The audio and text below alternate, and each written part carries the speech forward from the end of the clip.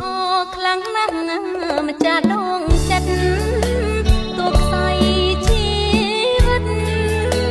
ក៏មិនណាគិតដែរសូមបងរាំងសាក្តីស្នេហាឲ្យបានថិតថេរឲ្យស្គាល់តា